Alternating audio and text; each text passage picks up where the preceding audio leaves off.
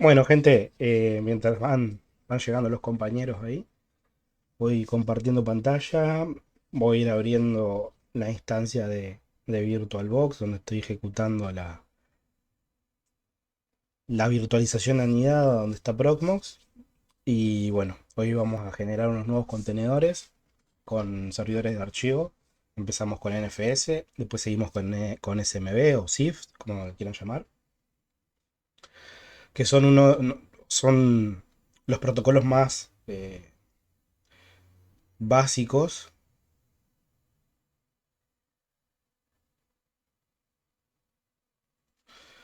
para poder correr la página. No, Reye, tenés que. ¿Qué instancia del servidor web me estás diciendo? ¿La que va en Proxmox? Yo lo estaba haciendo en Vagrant para levantar la instancia de manera rápida, ¿no? Ustedes ya tienen una infra que van generando a medida que vamos agregando servicio. Trabajen sobre esa infra. Eh, des- Ahora van a tener que usar Packer, por ejemplo, en el laboratorio, pero ahí sí, eso va de la mano con Vagrant, pero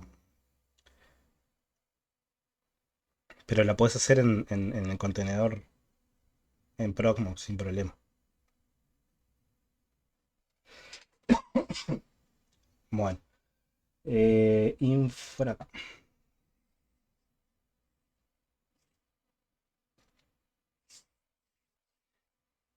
Bueno, vamos como les decía, los protocolos de archivo, si bien ya hemos trabajado con alguno, porque ya hemos transferido archivo, por ejemplo, con SSH a través de SCP, incluso hemos transferido archivo a través de NCAT o NetCat, como lo quieran llamar, que era a través de Socket.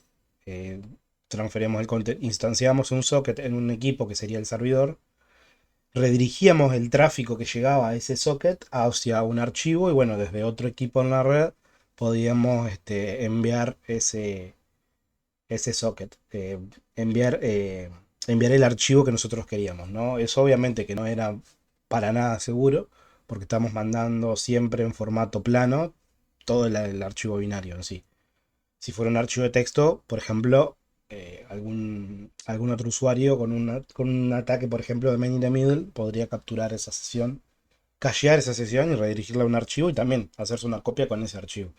Lo más seguro sería siempre utilizar un cifrado, por ejemplo, hacerlo a través de SSH, a través de SCP, por ejemplo, que son los más, eh, es lo más utilizado en la actualidad. Transferirlo a través de una sesión de SSH. Si bien SSH no se creó para eso, a las velocidades que tenemos en la actualidad, suele funcionar muy bien hacer esa transferencia. Después, en protocolos de compartición de archivos, no vamos a usar SSH siempre, si bien existen módulos que se cargan en el UFS del sistema operativo, si se acuerdan del sistema, el Virtual File System, que es el que se encarga de leer un nuevo tipo de partición, por ejemplo, en un storage, en un medio de almacenamiento. Si bien nosotros podemos cargar, hay un módulo que se llama SSHFS, que nos permite montar un sistema de archivo a través de SSH. Anda bastante bien también, pero no fue pensado para eso, ¿no? Las primitivas, si ya alguno vio el video de NFS, por ejemplo, y SMB, ya tienen en la API, cuando interactúan contra el sistema de archivo, ya tienen, por ejemplo, cuando configuramos los recursos, cómo queremos acceder. Por ejemplo, si hay algún timeout en un tiempo de escritura, por ejemplo, podemos bloquear todas las syscall que se han dirigido a cierto archivo y cuando el archivo esté disponible empezar a desbloquear todas esas peticiones que se hicieron contra ese archivo. Eso está bastante bueno, por ejemplo, para estar trabajando, imagínense, en una base de datos, este, que podemos tener, bueno, eh, frenar la instancia de la base de datos, o sea, las operaciones de escritura o a un archivo, por ejemplo, a un table space o algún archivo de particiones de la base de datos, lo que sea, este, que nos permita, cuando el medio esté disponible nuevamente, ejecutar todas esas transacciones que quedaron pendientes. Eso está muy bueno eso. para tener siempre la información consistente, ¿no? Entonces, bueno, esas primitivas tienen esas características, los protocolos de archivo, que no lo tienen CCH, por ejemplo, tienen la posibilidad de bloquear todas las peticiones que haya contra un archivo de escritura, por ejemplo. Y bueno, entre otras también, ¿no? Ya están pensados para eso. No son los únicos protocolos, sí son los más utilizados para la compartición de archivos, lo que es NFS y lo que es MB. Pero después tenemos otros protocolos también que nos sirven para la compartición de archivos, como por ejemplo el iSCSI, por ejemplo, que se usa mucho para las... iSCSI es el protocolo SCSI de los discos, del bus SCSI, a través de IP, en donde yo puedo encapsular todas lo que son las ICOL de iSCSI en un paquete IP. Entonces eso me permite que yo lo pueda implementar a través de la red. ¿Qué ventaja me da eso? Por ejemplo, bueno, hacer el attach de un storage en el momento de que el equipo comience a iniciar. Por ejemplo, en la etapa de buteo. Eso está bueno, por ejemplo, si yo tengo una red rápida, o sea, rápida estamos hablando de mayor a 1 gigabit, ¿no? De ancho de banda. O sea, por ejemplo, de 10 gigabit o más. Eso me permite tener discos en la red. Entonces, en el momento que la máquina bootee, bueno, a través de un disco en la red, el sistema operativo carga y bueno, puede trabajar una parte, bueno, el kernel del sistema en RAM y lo que sería el storage a través de ese protocolo. Eso es bastante útil. También está algo más primitivo también, que es el protocolo ATA también, que, que se puede hacer a través de Ethernet también. Se puede encapsular una petición, una syscall de ATA, que es el protocolo de acceso es el protocolo de acceso a los storage a través de ese protocolo ATA, eh, que lo podemos encapsular en una trama de Ethernet y eso me permite colgar ese disco, ese storage en la red también. Y existen muchos más también. Ether Channel también. Agregar storage en fibra, utilizando una conexión de fibra, por ejemplo. Eso también es bastante útil y se usa mucho hoy en día. Eh, bueno, vamos a arrancar con los más básicos nosotros, ¿no? Entonces, para eso, primero vamos a generarnos un contenedor que nos permita trabajar con los storage. En mi caso, por ejemplo, acá yo ya tengo 3 contenedores ya que hemos ido creando. Acostúmbrense a la hora de hacer la creación del storage, acostúmbrense a agregarle crearlo a partir de ahora a través de la línea de comando. Si bien ya lo podemos hacer a través del IDE, del dashboard, o a través de la API también, acostúmbrense a generarlo a través del dashboard. Perdón, a generarlo a través de la línea de comando. Por ejemplo, este es el último que habíamos generado, en el cual, bueno, habíamos generado este contenedor 102 y le habíamos especificado en algún lugar, habíamos especificado. Ah, no, yo lo hice por una sesión SSH de mi equipo host. Le habíamos pasado la firma, si se acuerdan, la firma de SSH de mi equipo. Entonces, cuando ese nuevo container se genere, o sea, aparte de todas las configuraciones que les podemos setear a través del dashboard, que serían el hostname, que sería la IP, que sería, por ejemplo, qué bridge de red se va a usar, el storage, la capacidad del storage que se va a usar, todo el disco virtual, etcétera. Bueno, la arquitectura, etcétera, la cantidad de núcleos, memoria, espacio de swap.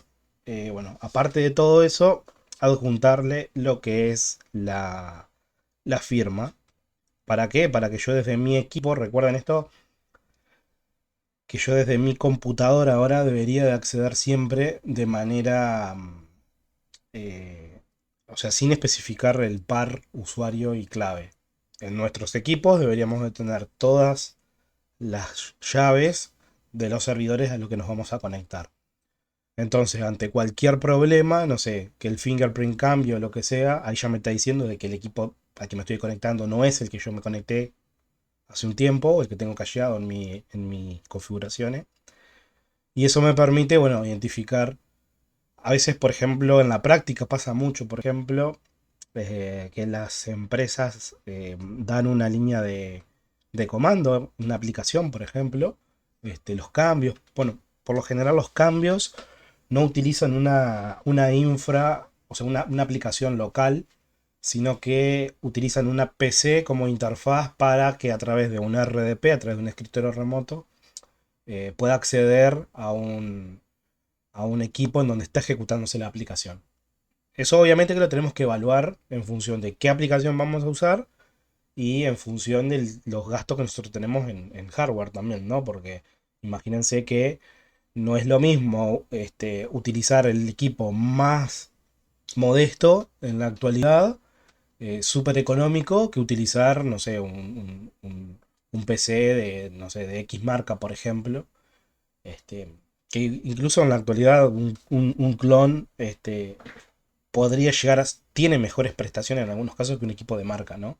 Obviamente que ahí entra a jugar lo que es, bueno, si la empresa quiere, por ejemplo, bueno, por lo general se suelen hacer convenios para que cada cierto tiempo eh, ocurra una actualización de hardware o tercerizar la parte de mantenimiento de hardware. Este, pero bueno, en algunos casos puede llegar a ser bueno, más útil tener un único server y darle una instancia remota a los clientes, ¿no? De ese server. A través de un RDP, a través de un SSH, hay aplicaciones, hay empresas que le dan a su sistema de back office o su sistema de, de- de- de uso diario, le dan acceso a través de SSH, por ejemplo, para que, bueno, a través de ese sistema se pueda trabajar, ¿no? Todo el mecanismo de esa empresa. Eso está bueno porque no consume nada de recursos, porque cualquier equipo con una terminal, yo lo único que necesito es que tenga red y listo. Se rompe el equipo, no pasa nada, pongo uno nuevo y todo depende de la aplicación que vaya a ejecutar al final, ¿no? En ese lugar. Hay aplicaciones que requieren uso de CPU bastante intensivo y otras aplicaciones que no. Y ahí, bueno, ahí podemos jugar un poco y balancear el tema de los costos. Bien, entonces, bueno, vamos a generar un contenedor.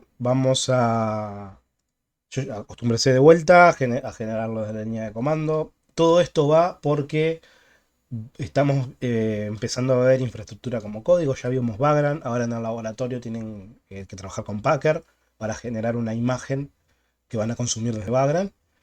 Y bueno, después vamos a ver un poco de Ansible también para configuración, para lo que es el provisionamiento del software en una instancia de un equipo. Recuerden que estamos viendo, también estamos trabajando, a diferencia de años anteriores, con lo que son las infraestructuras que son inmutables, en donde ahora no pienso como el servidor, sino que pienso como una instancia de X servicio. Se rompe ese servidor o lo que sea, bueno, hago el deploy de esa instancia en otro lugar, de la manera más rápida posible, ¿no? Que eso lo podemos ver que lo podemos automatizar, no sé, tener un sensor, por ejemplo, que nos diga, bueno, tal equipo, no sé, está fallando el disco, está fallando la memoria, porque hay muchas peticiones de fallo de paridad, por ejemplo, en la memoria, de corrección de errores. Y bueno, ahí yo puedo decir, bueno, mira, el módulo o este canal de memoria está empezando a fallar. Bueno, toma una decisión, lo puedo automatizar a eso, ¿no? Cuando empieza a fallar, levanta una instancia de esta aplicación en otro lugar. Y eso es lo que se usa mucho en la actualidad. Si bien se van a encontrar con servidores que son mutables aún, que son aquellos en donde siempre estoy trabajando sobre el sistema host, no tengo virtualización, no tengo containerización, no tengo nada de eso. Si bien se lo van a encontrar mucho, un buen punto de inicio, en ese caso si entran a laburar en eso, sería empezar a proponer todo lo que estamos viendo ahora, que es lo que ya se usa a nivel mundial, ¿no? O sea, las grandes empresas ya están utilizando esto. Bien, entonces habíamos generado un container, habíamos generado a través de la línea de comando, le habíamos especificado la llave de mi equipo. Y acá no me acuerdo Sí, ya había cargado la llave. Eh, Esto está bueno, por ejemplo, una, una de las cosas que se usa mucho en la actualidad también, ya que estamos hablando de infraestructura como código. Por ejemplo, yo podría generarme algún chatbot o tener algún bot ahí corriendo y que el bot, no sé, provisione el bot de data como por ejemplo un Telegram, un WhatsApp, un Hangout, por ejemplo, o una casilla de correo, por ejemplo, no sé, la entrada de datos puede ser cualquier cosa, pero imagínense lo potente que es esto, por ejemplo, en donde mediante un chat yo puedo decirle, bueno, mira, genera una instancia con tales características y corre X servicio. Y el tipo, bueno, una vez que recibe eso, parsea toda esa información y después lo único que hace es genera un script o ejecuta un comando a través de un SSH, por ejemplo, en el cual ese comando haga todo lo que le pedí. Por ejemplo, hacete una instancia de Vagrant con Windows 2016, por ejemplo. No sé, podemos hacerlo como nosotros lo necesitemos, ¿no? O en mi caso, por ejemplo, que uso mucho este, entornos de testing de Windows de escritorio, por ejemplo, de Windows 10, Windows 7 incluso hoy en día. Entonces, está bueno tener predefinido esas imágenes y mediante, por ejemplo, provisionando un chat, yo digo, bueno, está, hoy me voy a dedicar a hacer X prueba en tal entorno. Bueno, envío un mensaje, este, en- al bot y el bot se encarga de provisionar ese entorno, ¿no? Eso está muy bueno, y es muy útil eso, imagínense, incluso con el propio teléfono, mandan un Telegram y le dicen, créame una imagen de tal sistema con tal servicio. Y a los 5 o 10 minutos ya está el sistema totalmente creado y te dicen, bueno, entra a trabajar con esta llave o con este número de puerto, con esta IP o con lo que sea, ¿no? Eso está muy bueno también. Y más cuando están trabajando, por ejemplo, en instancias de cloud, por ejemplo, cuando tienen proveedores de nube en el medio, también. Eso está muy bueno porque imagínense, cuando ustedes van a trabajar, no sé, 10 15 minutos antes, se crean en ese entorno de testing, desarrollo, prueba, lo que vayan a usar. Y, y empiezan el proveedor de cloud empieza a facturar a partir de ese momento. Y no del momento de que generaron la VM y la dejaron corriendo y se fueron. No, el momento que ustedes la van a usar. Eso está muy bueno eso. Bien, entonces, bueno, ya voy a generar el, el primer contenedor. Vamos a usar el servidor NFS, que es Network File System, que es un servidor de archivos, un protocolo de archivo, que es bastante útil. ¿Qué tenemos que tener en cuenta esto? Yo voy a hacer vamos a ver dos ejemplos ahora. Primero, en el container que nosotros estamos utilizando, si se fijan en la parte de opciones, van a tener lo que son las características, dependiendo si ustedes crearon el container de manera que tuviera todos los privilegios, por ejemplo. Si es un container que no tiene privilegios, les va a aparecer estas diferentes características que son, por ejemplo, para ejecutar virtualización anidada, para ejecutar NFS. NFS necesitamos trabajar sobre el kernel cuando publicamos los servicios. Por ende, necesitamos que el container tenga acceso a ejecutar. Entonces, hay que tener en cuenta estas configuraciones cuando estamos en containers. Si por X motivo algún comando o algo me da error, bueno, tengo que entrar a analizar a ver el comando requiere privilegios en el kernel o no. En caso de que los requiera, lo debería de habilitar.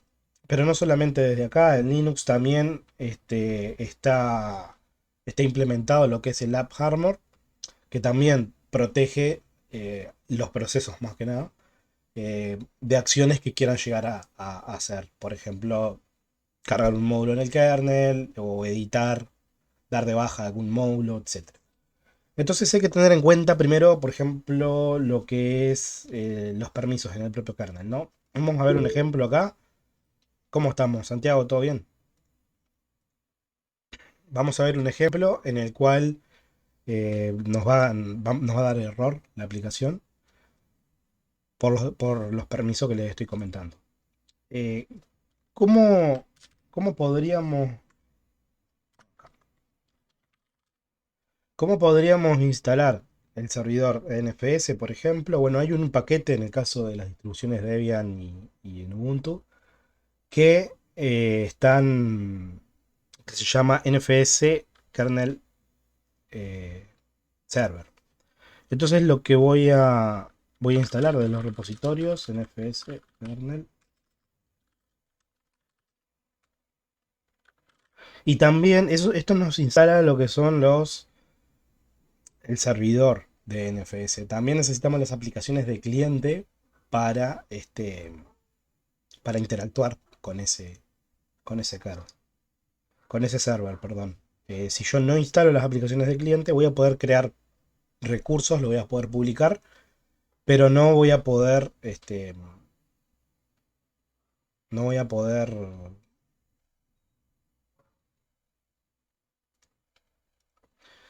poder conectarme a usar la aplicación cliente para conectarme a la red. Entonces, primero vamos a voy a hacer un poco más grande la fuente sin necesidad de ampliar la ventana, así no perdemos nada. Y bueno, ya que tenemos el servicio en ejecución, eso nos va a generar un archivo que se llama export, que está en este pad, etc export. Y este archivo lo que nos va a contener van a ser todos los recursos que nosotros vamos a publicar en la red. Entonces, perdón, vamos a generar esto. Bueno, ya que estamos, vamos a iniciar Tmux, va a tener múltiples instancias.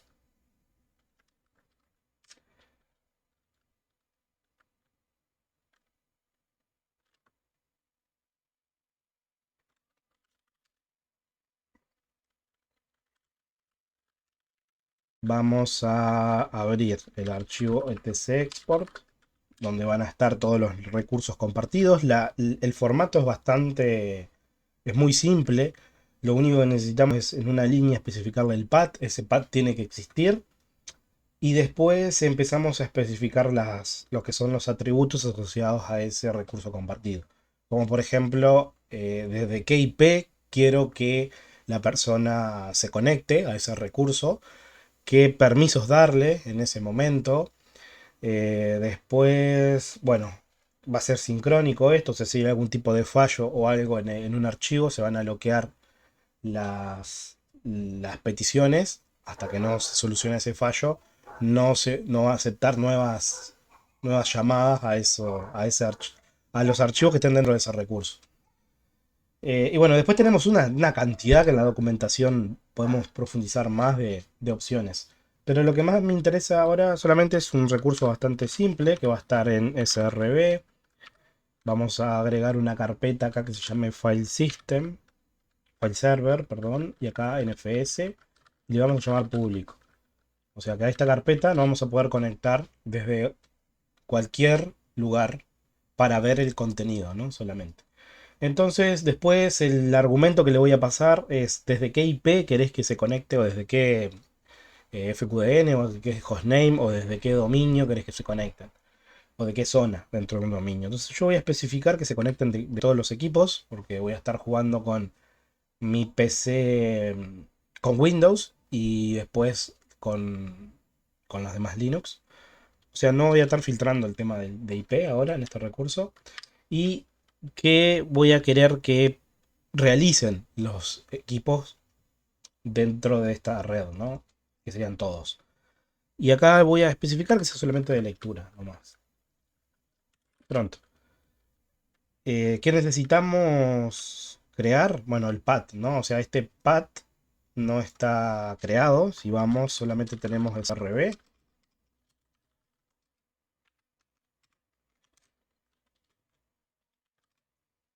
No tenemos nada. Entonces lo que vamos a hacer es con el comando mkdir -p, el argumento menos P lo que nos hace es que en el caso de que yo quiera generar directorios dentro de directorios que no existen, se genera todo ese path que le paso como argumento. Como en este caso, yo quiero generar un directorio que se llame fs dentro de SRB y dentro de fs se genere uno que se llama nfs y después otro que se llame público. Entonces después si verificamos, vemos que tenemos tenemos fs, dentro de fs tenemos nfs y dentro de nfs tenemos público. ¿Qué tiene esto? Ah, esto. Este protocolo antiguamente, porque si ven en algún parcial o algo de años anterior o en algún examen, siempre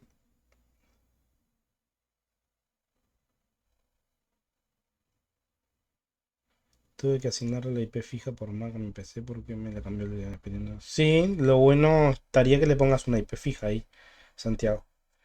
Eh, Sí, porque en las reglas, evidentemente, ¿qué pasó? En la primera clase, cuando hicimos la primera configuración, yo tenía un router, un Intel Brass, y me daba IP de clase A, 10.0. Algo, parecía a la de la, ¿cómo es que se llama?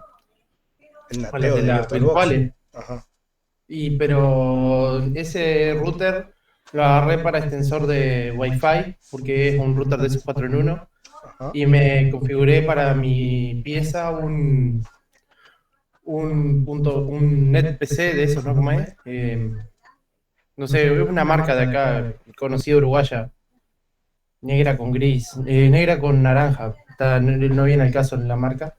Y ese me daba ahí punto cero, punto algo, pero ¿qué pasa? Si conecto el teléfono antes, por ejemplo, de prender la máquina, me daba la 101 antes al teléfono, y tuve que filtrarlo en el propio router con la Mac de mi PC, para que tengas, cuando vea mi PC, siempre le dé esa IP, para que la tenga reservada, digamos. Sí, pero entonces tu router, en este router nuevo que le configuraste fuera del rango del 10, lo pusiste en otro rango. Claro, cambié las reglas en la VM y las puse con la 192.168, 0.101. Y tal, pero pues me pasó eso ahora cuando entré, que tenía la 102 y tuve que configurarlo cuando entré ahora a clase, porque no me levantaba la máquina virtual y no me había dado cuenta de eso. Dale, buenazo, buenazo. Está bueno, sí. Le reservaste una IP para que use siempre esa. Bien. Entonces, bueno, lo que les decía, si ustedes se fijan en parciales o en años anteriores, siempre en FS hacíamos, bueno, en realidad existía un cliente de NFS que era para Linux, o sea, siempre funcionaba en redes con Linux. En la actualidad, esto ya se implementó hace unas versiones anteriores de las ediciones de desarrolladores de Microsoft, de Windows. Ya tiene un cliente de NFS. No está instalado por default. O sea, ustedes tienen que ir a la parte en Windows 10, por ejemplo. Van a lo que son agregar características opcionales del equipo. Y hay una parte que dice NFS, cliente de NFS y server de NFS. Lo tienen que agregar como una característica adicional. Ténganlo en cuenta eso porque no va a aparecer ahora, ya ahora no. Dentro de Windows ya mismo pueden instalar el cliente NFS y ejecutar el comando mount que veíamos antiguamente y que vamos a ver ahora en Linux, lo pueden ejecutar desde Windows también. Así que eh, ya, ya lo pueden utilizar. Obviamente que vamos a utilizar SMB, vamos a utilizar SIF por la parte de autenticación que tiene, que nos va a servir para cuando estemos trabajando con Active Directory. Así que, nada, les quería comentar eso. Así que seguimos ahora. Tenemos el recurso, bueno, el PAT ya existe, este PAT, y vamos a reiniciar el servicio. NFS kernel server.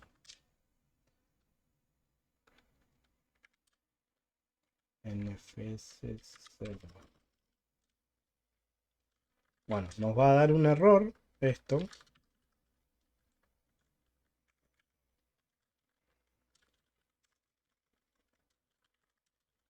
Profe, ¿cómo se llama el archivo de arriba que editó?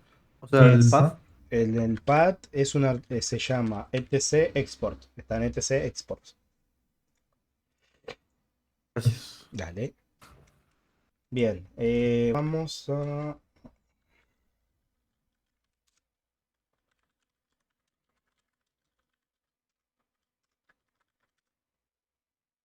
NFS. Server.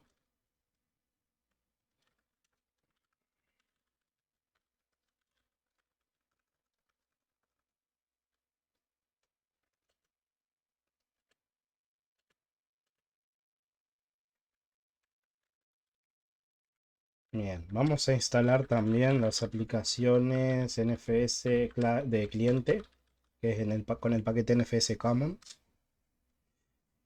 Bien. Y esto ya nos debería habilitar el comando show export. Show mount. Bien. Show mount -c. Esto nos debería de mostrar todos los comandos, todos los recursos que nosotros tenemos, estamos publicando.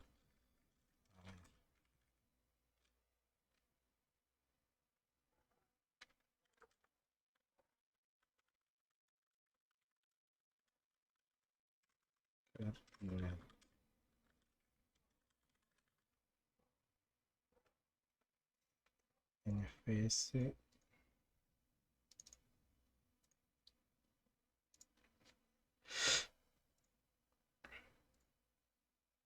Perdón. Perdón, gente, estoy conectado en el Proxmox. No estoy conectado en el. No estoy conectado en el container, estoy conectado en el servidor. El container le habíamos dejado la IP 10.02.252. No tengo, en este contenedor no tengo ningún redireccionamiento. Y en este contenedor sí tenía acceso.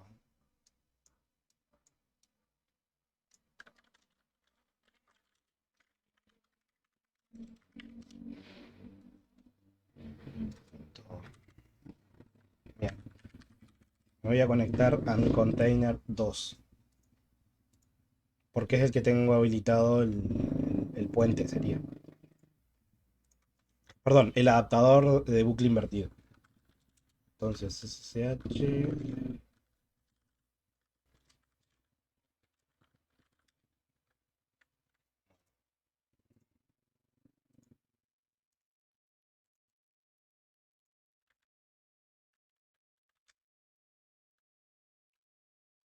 Bien, acá sí, NFS. Kernel.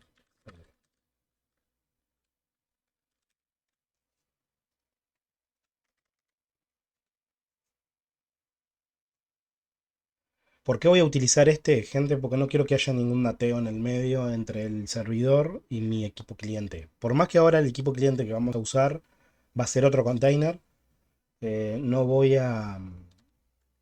Quiero que haya la tarjeta de red, que haya una conexión directa con mi equipo host para que yo pueda, cuando estemos trabajando con SMB, por ejemplo, mapear desde el sistema host. Mapear una unidad de red, empezar a mostrarles el comando netuse para hacer los mapeos y ver cómo se gestionan y cómo se autentica un cliente con ese recurso. Bien, entonces voy a instalar el kernel server. Bueno, esto vamos a hacer así: mkdir-p, nsrb, fs público. Era el nombre del recurso. Y este path lo dejábamos disponible en el export. Y era el path seguido de asterisco para que sea desde cualquier lugar, seguido de read, que solamente se pueda leer. y listo. Kernel server.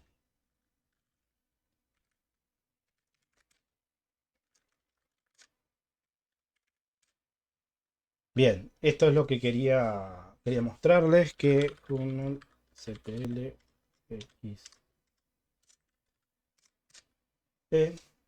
es que tenemos un problema, el servicio no está funcionando. ¿Te tiró lo de dependency? ¿Lo de dependencia? Me ¿O le tiró otra cosa? tiró, no, me tiró el que el servicio falló al iniciar. Sí, Sí, sí, me lo contaron. hay un servicio, o sea, en sí el servicio está iniciado, pero hay algo asociado a él que no funciona. Si nos fijamos, a ver acá si hacemos un status.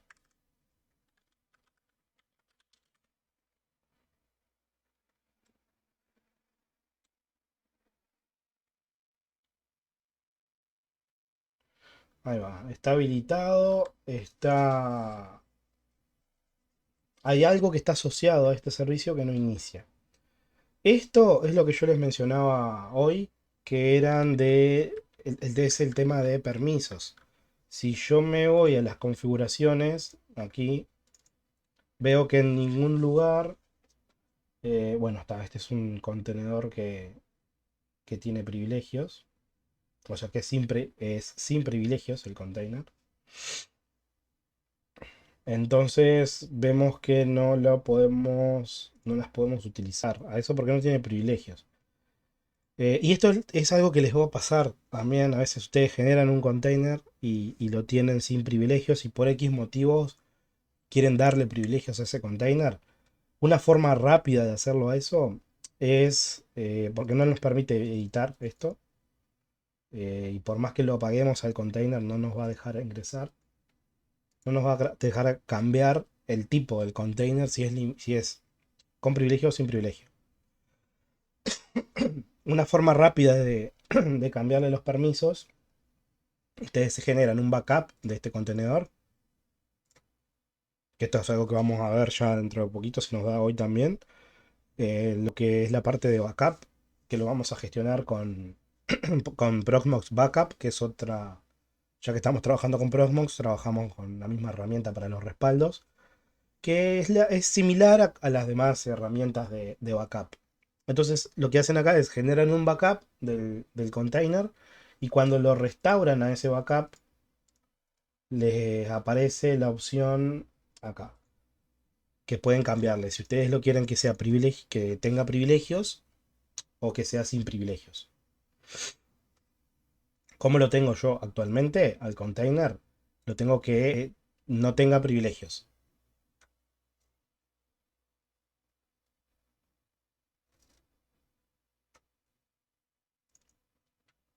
Bien.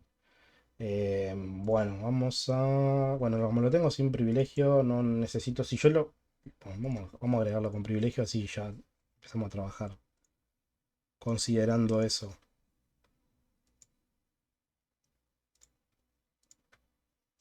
Restauramos el backup que acabamos de hacer, le cambiamos el tipo de privilegio ahora, que sea, que no tenga privilegios ahora. O sea que yo le tenga que estar configurando las nuevas características que quiero que pueda acceder al sistema host. Y listo, ya ahí restauro el backup. Y ahora acá en opciones me quedo para habilitarle los privilegios que yo quiero que él tenga.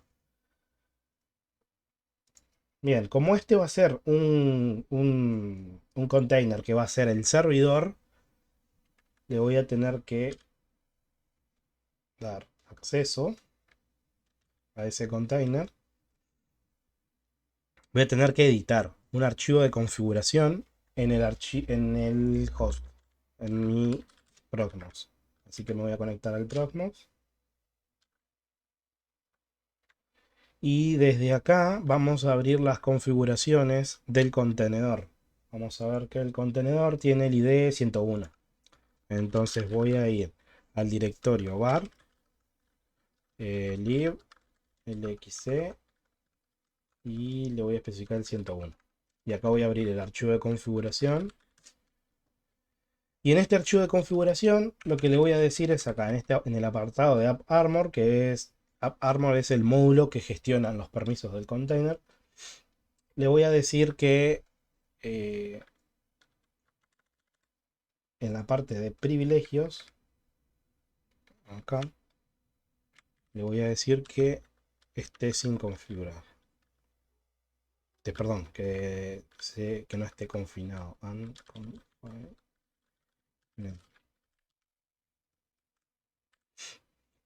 Bien, entonces con esta característica el container va a poder publicar por la syscall de NFS. Guardamos. Y hay otro archivo de configuración también que hay que hacer lo mismo. Que está en... Acá les pego acá en el chat del archivo, así les queda mejor. Un config era. Sí,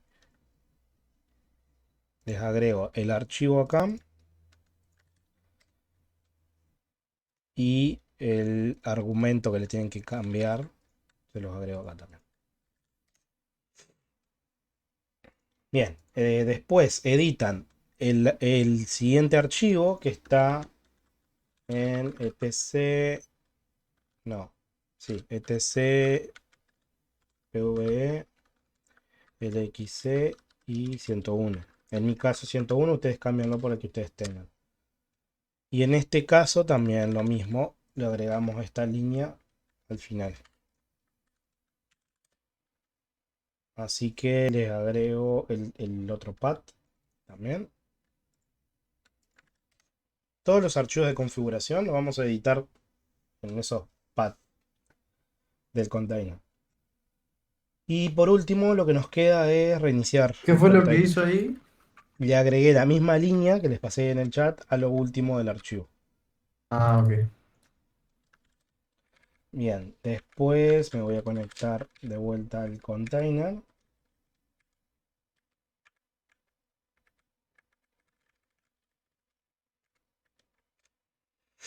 Y lo voy a reiniciar para que tome las nuevas configuraciones.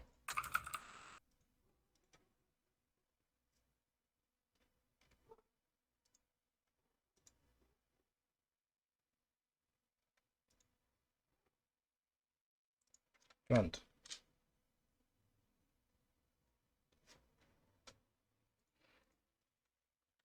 Bien, y ahora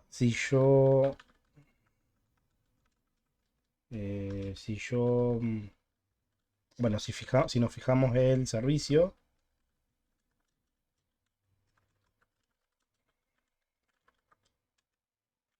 kernel server. Bien, nos indicó de que hay un error de vuelta y el error, por lo que veo, es de sintaxis. No conoce, le erré en la sintaxis, en el export.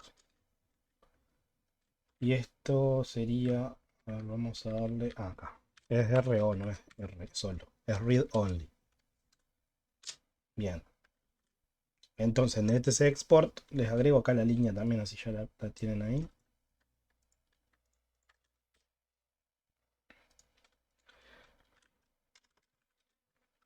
Listo, ahora reiniciamos el servicio.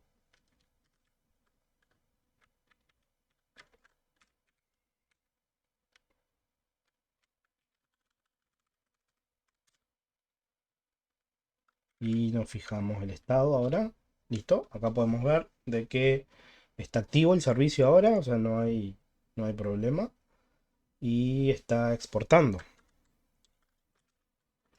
Lo que voy a hacer es voy a instalar bueno, en realidad voy a ir a otro container. El 3, este que está acá. Y voy a instalar el cliente de NFS. No voy a instalar el servidor porque desde ese lugar quiero acceder al export que está en el servidor.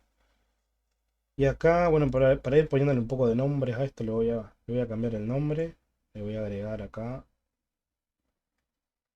en este contenedor va a ser file server. File server prod 1. Bien.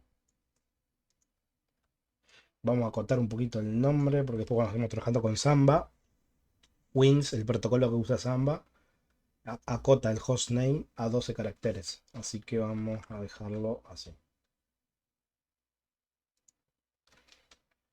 Bien.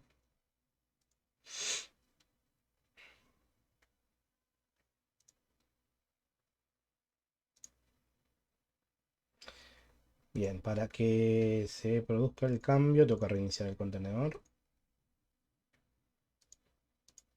Y lo que les iba a decir, cuando ya debería haber instalado en el tercero. Al instalarnos las aplicaciones de cliente de NFS, nos va a agregar un comando que es show export.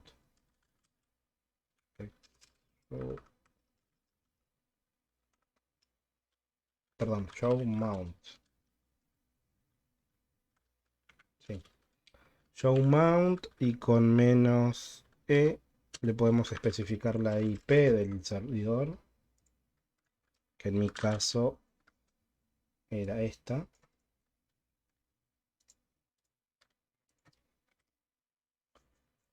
Y acá podemos ver el recurso que está publicando ese servidor.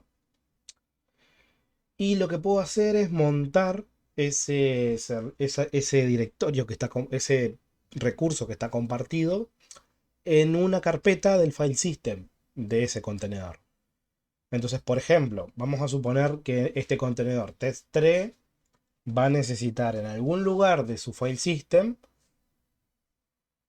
el mapeo a ese recurso compartido. Entonces, ¿cómo lo hacemos a eso? Por ejemplo, nos vamos a SRV, genero acá un directorio, por ejemplo, que se llame público. Y ahora lo que tengo que hacer es un mount de el recurso, que es este. Vamos a copiar y pegar esto. Dos puntos. Perdón. La IP va primero. 10.0.2.253. Dos puntos. El nombre del recurso. Seguido de la carpeta en el file system local de ese equipo que se va a montar, que se va a conectar ese recurso compartido. Y en mi caso acá se llama público, está acá en SRV público. Bien, nos dio un error acá que dice acceso denegado por el servidor mientras se hacía el mount. Y acá lo bueno es agregar agregar las flags de diagnóstico, que lo hacemos con -v. Y acá podemos ver lo que hizo la petición del servidor de archivo al servidor. ¿Y cuál fue el mensaje? Que nos dio permiso denegado. Bien. Este contenedor 3, nosotros nunca le dimos el permiso para que pudiera utilizar NFS. Entonces vamos a habilitar el mount NFS y vamos a reiniciar esto. Para depurar en el servidor de archivo también podríamos instalar las aplicaciones de cliente para chequear por ejemplo, el show mount -c localhost. Listo. Bien. Entonces ahora yo voy a ir al contenedor 3 y voy a loguearme a este contenedor. Y ahora voy a hacer el mount. Listo. Ahí podemos ver de que si lo queremos hacer de vuelta nos va a dar error porque ya está el dispositivo montado. Entonces ahora si yo voy a SRV mount, perdón, en el contenedor CT33 le doy cd público y este path local está conectado mediante NFS al recurso que publicamos. Obviamente acá no tenemos nada, pero si nosotros vamos al servidor, recordemos que el servidor solo oferta permisos de lectura a ese recurso compartido. Acá podemos ver, solamente puede ver lo que hay en ese recurso, no puede escribir. Por ejemplo, si yo quiero hacer alguna operación de escritura, por ejemplo un touch, quiero escribir un archivo que se llame hola txt, me va a dar error porque no tengo permisos para eso. Y en cambio, si yo voy al servidor y especifico, por ejemplo, me creo un nuevo archivo que sea, generamos un archivo que sea infra2021.txt y lo editamos.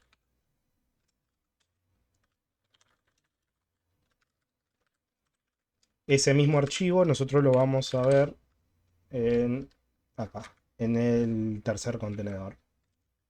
Acá podemos ver que está infra 2021 y le podemos dejar, o bueno, podemos ver el contenido de ese archivo también, ¿no? Por ejemplo, y eso lo vemos en tiempo real. Imagínense que yo acá esté haciendo alguna operación contra ese archivo.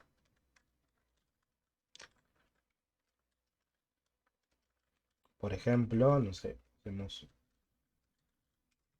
un eco y redirigimos la salida.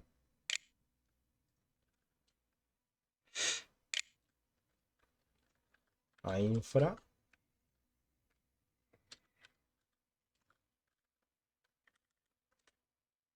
Listo. Y ahí vemos que en tiempo real el archivo que se está generando en mi servidor de archivo se está replicando. Acá hay algo que me está faltando configurar, que es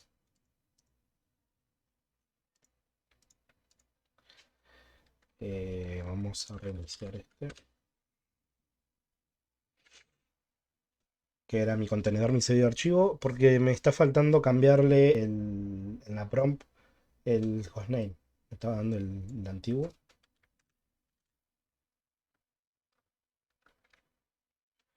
Listo, ahora sí. Bien, ahora tenemos en el servidor de archivo creado un recurso, por ejemplo, vimos que lo publicamos en ese archivo tcexport. Vamos a generar otro recurso ahora que sea de escritura. Vamos a copiarnos este path. No, vamos a generar un path nuevo que sea srb, fs, nfs, privado, por ejemplo. Y este privado, nosotros, como se mostró en el video de teórico de NFS, NFS no autentica usuarios. Eso se lo hereda, esa tarea, a otro protocolo, como por ejemplo Kerberos. Lo que sí podemos filtrar es por la IP, por ejemplo, de decirle, bueno, si el cliente está con una IP específica o con una subred específica, va a poder editar el contenido que haya en este recurso, por ejemplo, ¿no? Entonces yo lo que voy a hacer es, bueno, en el contenedor 3 me voy a generar bueno, primero voy a identificar la IP que tiene, que es la IP 10.02.252. Y le voy a decir, bueno, la IP 10.02.252 va a acceder al recurso como lectura y como escritura. Perfecto. Reiniciamos el servicio. No, nos va a dar error acá porque tenemos que crear este path en el disco, porque no existe todavía. Y ahora lo vamos a hacer con mkdir -p, pasamos el path. Y ahora sí, reiniciamos el servicio. Kernel server. Perfecto. Ahora yo puedo probar desde el otro servidor, desde el otro container. Acá porque estamos en equipos diferentes, ¿no? No tiene, perdón, estamos en el mismo equipo. Imagínense, estas instancias de container son como si fueran diferentes virtuales en la red, ¿no? Por más que se comparta el kernel, etcétera, Esto es exactamente lo mismo que yo tuviera múltiples virtuales. Lo puedo trabajar de la misma manera. Este, y bueno, acá vamos a probar con el show mount, perdón, -c. Y le pasamos la IP del servidor, que es 10.0.2.253. Listo, ahora sí tengo el primer recurso que está publicado para todos y el segundo recurso que está publicado para esta IP y está como de escritura también. Entonces yo lo que voy a hacer es, bueno, voy a crear una nueva carpeta que se llame privado en este equipo, en este host 3 y le voy a agregar, le voy a hacer un mount y le especifico, como, al igual que hicimos hoy, la IP, dos puntos y el path del recurso, que va a ser este.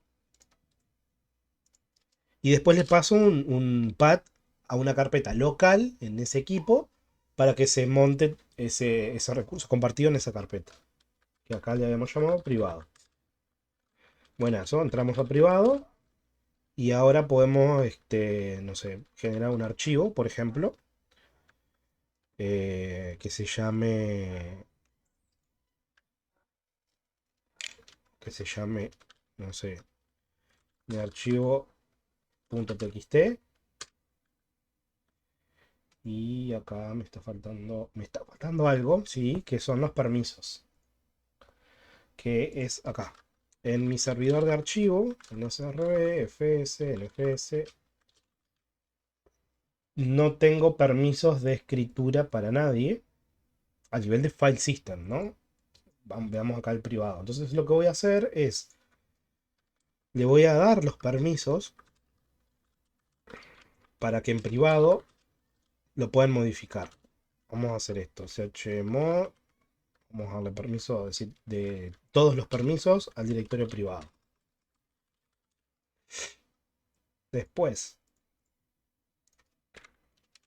listo, ahora sí, mi archivo.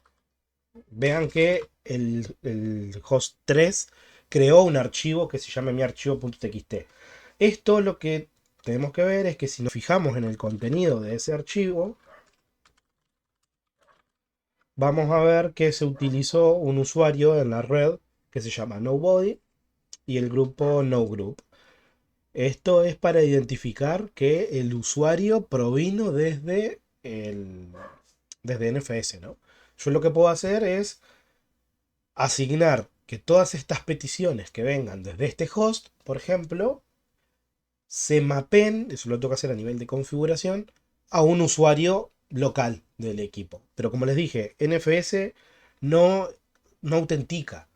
Entonces, para eso vamos a ver en SMB, que ya incorpora la autenticación ya en el propio protocolo. Bueno, pero ténganlo en cuenta que ustedes podrían asignar un usuario específico del servidor de archivo al cual se mapen los nuevos archivos cuando se trabajan con los permisos de los archivos, que es este usuario nobody. Bien, ahora, ¿qué problema nos está quedando esto? Que no está persistiendo los datos. O sea, cuando yo reinicio el container, vamos a ver de que no puedo acceder a eso. Tengo que volver a ejecutar el mount para cada uno de esos servicios. Y eso no está bueno porque, por ejemplo, si yo tengo un servicio que se instancia al bootear, yo lo que quiero es que ese servicio, por ejemplo, no sé, imagino una página web, por ejemplo, yo podría publicar la página web en un recurso compartido. No tengo por qué tenerla de manera local al servidor web. Lo puedo colgar como un recurso compartido. Y no está bueno que si se reinicia o algo el servidor y yo tener que conectarme y ejecutar de forma manual el mount. Entonces vamos a ingresar de vuelta. Vamos a SRB. Acá podemos ver que tenemos público. Vemos que no tenemos nada. Y en privado, que está el archivo que creamos, tampoco.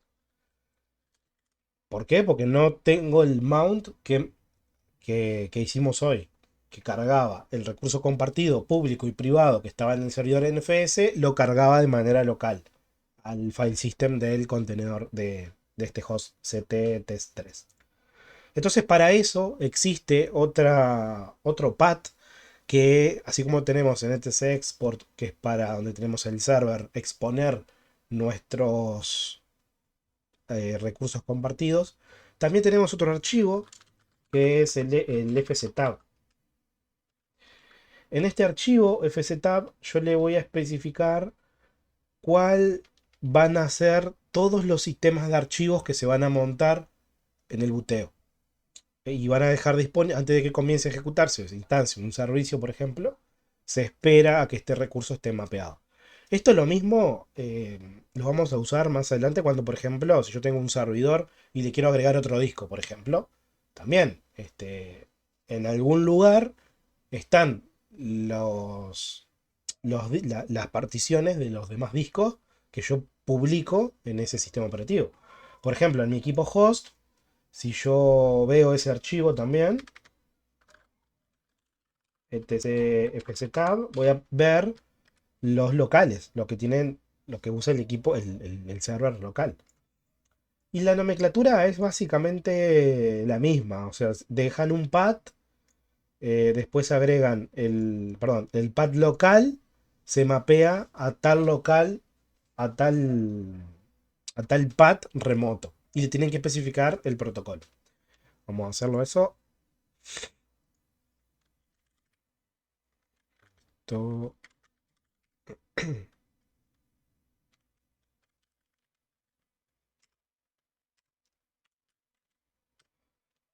Bien, vamos a volver al test 3. Y lo que tenemos que recordar de esto es el mount que hicimos.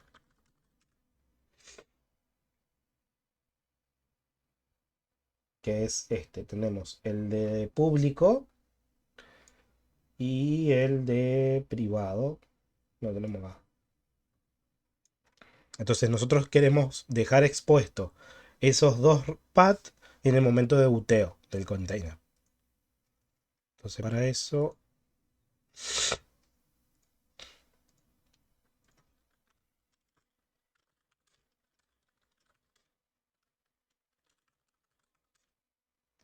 van a tener que, vamos a copiar esto en el privado y después lo cambiamos para el público. Editamos el fztab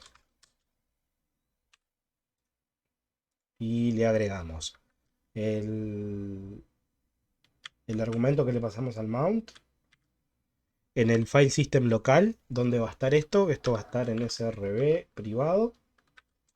Después le pasamos el protocolo. Esto ahora se los copio y se los pego en el chat. El protocolo y después las configuraciones por defecto. Que esto es si hay un intento y falla, por ejemplo, bueno, eh, espera unos segundos y vuelve a reintentar la conexión.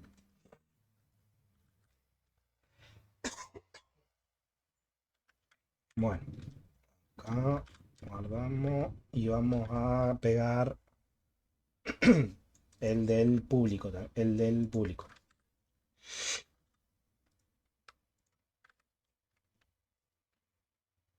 NFS público. RB público. Pronto.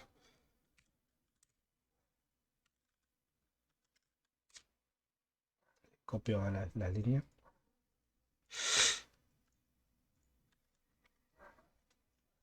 Bien, y ahora vamos a verificar, a ver si esto funciona. Reiniciamos y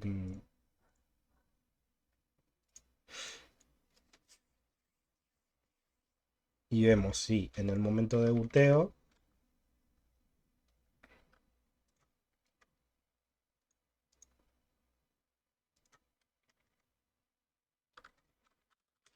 carga esos recursos compartidos, ¿no?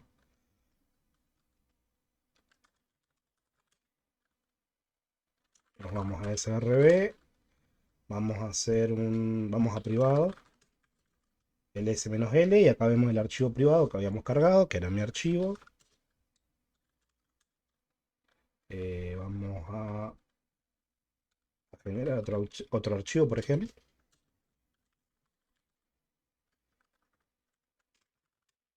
Bien.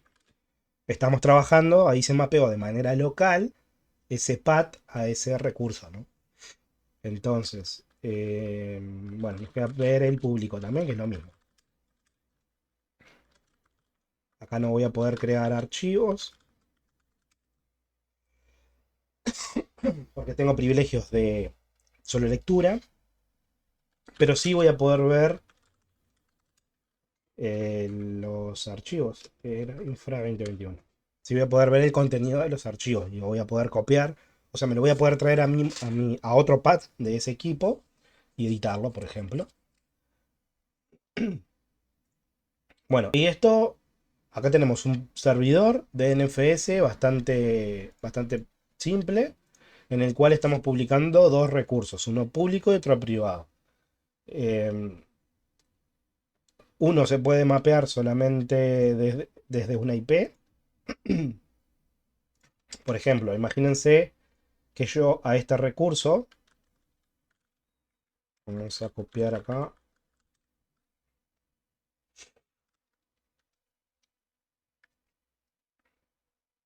vamos a copiar el privado.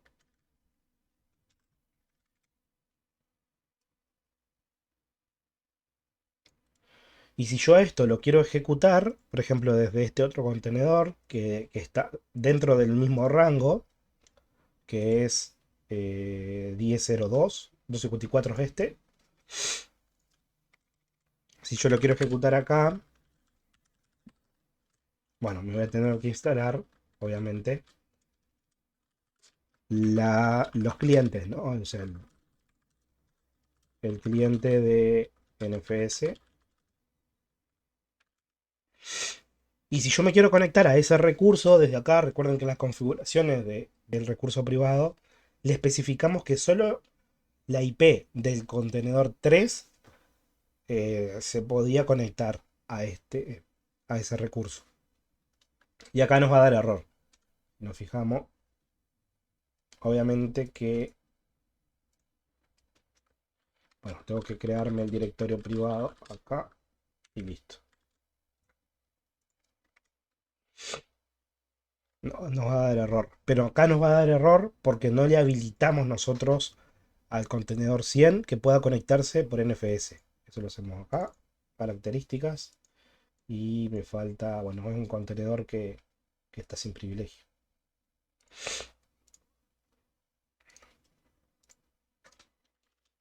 ¿No?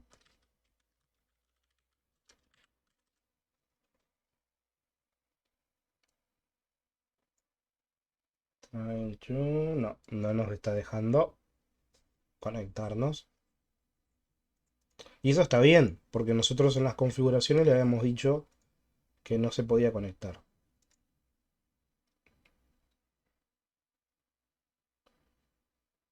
Bien.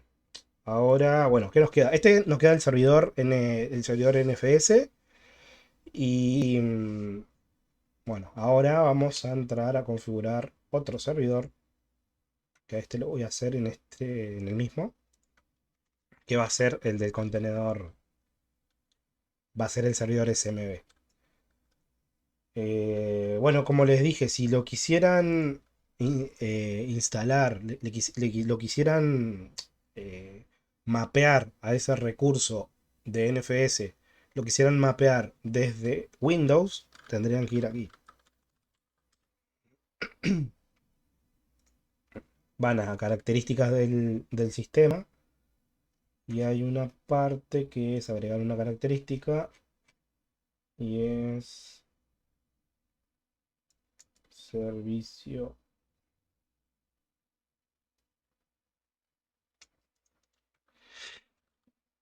de NFS.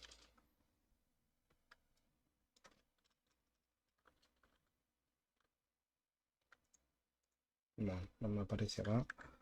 A ver si en mi máquina host no llega a aparecer.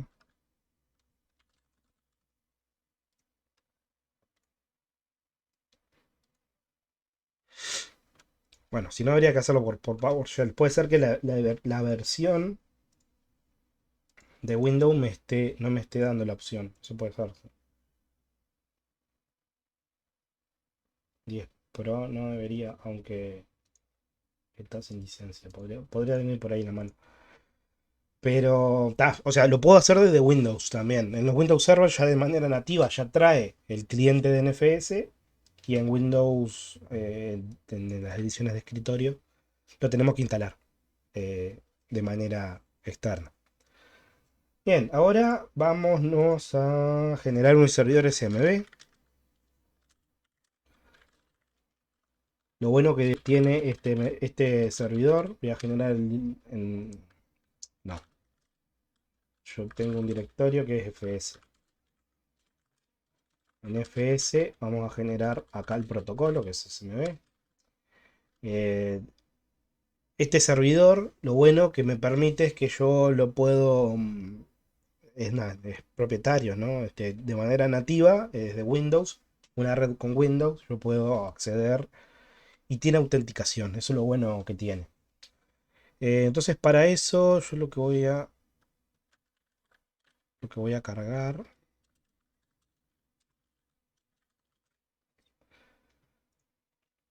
Bueno, antiguamente los instalábamos, si se fijan hay algunos videos de años anteriores, que nosotros lo instalábamos lo compilábamos al file server de manera manual. Y bueno, eso no está bueno si estamos trabajando con un servidor mutable, con una infra mutable, porque no vamos a estar siempre trabajando sobre ese server. Pero cuando ya empezamos a pensar en infras inmutables y en instancias más que nada, eh, podemos usar la versión de los repositorios. Si bien no es lo más recomendado, porque no es la más actual, es la más rápida, siempre, este, de implementar, de hacer. Y bueno, si por algún motivo, no sé, estamos trabajando con entornos de Active Directory o estamos trabajando con réplicas en Active Directory, cambiándole el backend de DNS que trae que trae SMB, ahí sí, cuando estemos trabajando con Active Directory, ahí sí lo vamos a compilar para tener la última versión este, instalada en ese servidor. Porque cuando lo instalamos desde los repositorios, nos vamos a instalar una versión bastante, no la más reciente.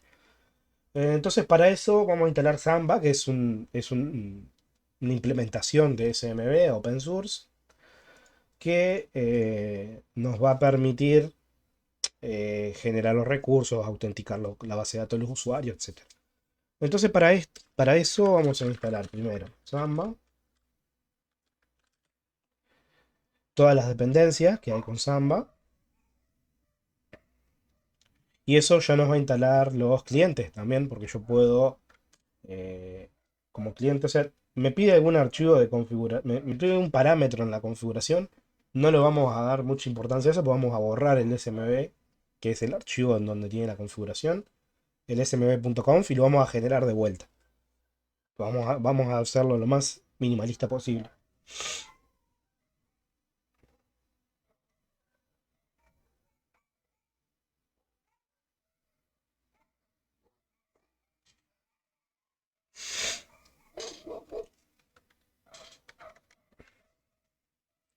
Bien, estos servidores de archivo que estamos trabajando son servidores de archivo independiente. ¿Qué son servidores de archivo independiente?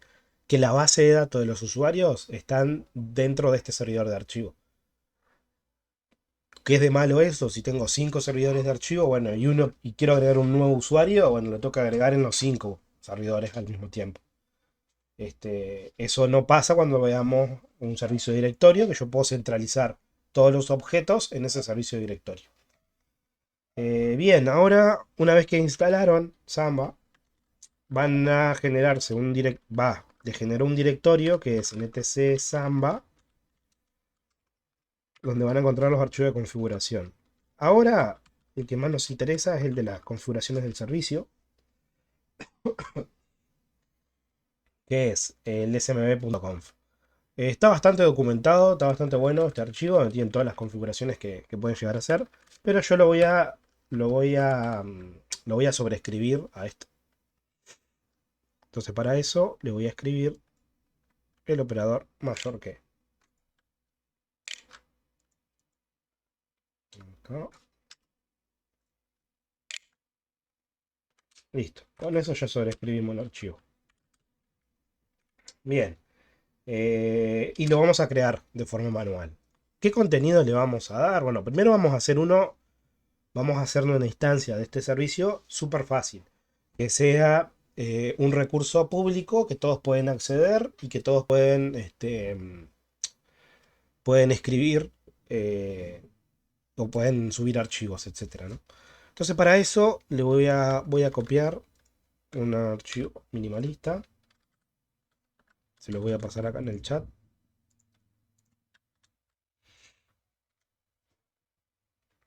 Que es bastante simple ese archivo. Define bueno, en global todos los archivos eh, que no estén registrados en la base de datos locales de Samba se van a interpretar al usuario, o sea, se va a mapear automáticamente al usuario guest o al usuario invitado. Después se va a utilizar como log file este archivo con este path.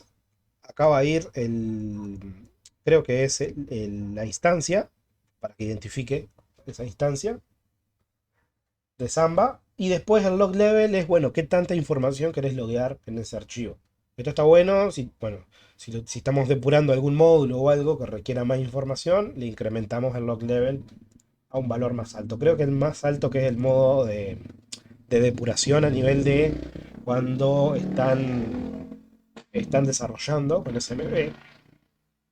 Está buena la página de Samba, que le peguen una mirada. Por ejemplo, en la sección de desarrollo, muestran cómo se hacen son las. Bueno, Samba le llama cámara de tortura a esto, pero es como un ataque de ingeniería inversa al protocolo en sí.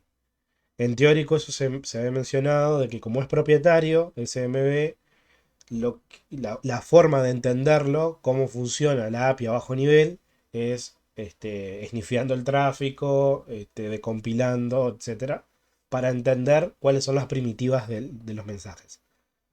Una vez que funciona eso, bueno, mm, una vez que capturan ese tráfico, se procesa y se entiende cuál es el socket, qué información lleva el socket para cuando hagan una determinada acción. Y ahí es donde eso se traduce después al código de la implementación, para que puedan compartir archivos, etc. Obviamente, si yo tomo un SMB más reciente, o sea, esta implementación creo que va hasta Windows Server, la implementación del Active Directory Windows Server 2012, si no me equivoco. O sea que todas las features que tenemos en versiones recientes no las vamos a tener. Este, por ejemplo, cuando estamos trabajando con réplicas, etcétera. Hay muchas cosas que Windows Server implementó a partir de Server 2016, que no las vamos a tener acá, pero dependiendo del uso que le vayamos a dar, nos puede llegar a ser útil. No tenemos costos de licenciamiento, que eso es sumamente importante. Si ustedes tienen un servidor con Windows Server, le van a cobrar el licenciamiento por todo, por cantidad de usuario, por cantidad de CPU, por cantidad bueno, de todo. Entonces, de manera libre, una alternativa bastante buena, anda bien. Hay muchas empresas que lo tienen en producción a esto, en directorios que tienen 20.000, 30.000 objetos. O sea, no es que solamente sirve para una LAN, sino que se puede implementar en escalas bastante grandes. Y bueno, sigamos. Después, en estas configuraciones globales, definimos todas esas configuraciones globales que podemos profundizar en la documentación, en el smb.conf que nos instala por defecto, hay mucha documentación ahí. Y después tenemos diferentes secciones, segmentos. Como por ejemplo este, que es el de un recurso que le vamos a llamar guest o invitado. Podemos ponerlo acá si queremos. Acá no importa porque es el nombre del recurso en sí. El path, donde va a estar el recurso, que nosotros habíamos definido en fs.smb. Y después acá le vamos a llamar invitado. Bueno, en realidad, en vez de invitado le habíamos llamado público a esto, ¿no? en NFS. Vamos a dejarlo así. Público. Así nos queda similar. Y público. Bien. Listo. El path a dónde va a estar ese recurso. Read only le vamos a decir que no, o sea que puedan escribir en ese recurso. Permitimos acceso invitado y permitimos solo invitado. Bien, guardamos esto y reiniciamos servicio. Systemctl, restart, smvd. Hay dos servicios asociados a Samba, smvd y nmvd. Son dos servicios que lo vamos a usar. El nmvd, que es la resolución de nombre, el backend de DNS, cuando estemos usando Active Directory va a ser útil y lo vamos a estar reiniciando cada tanto. Pero ahora solamente con el SMB nos sirve. Y bueno, vamos a probar esto, a ver si está el recurso operativo.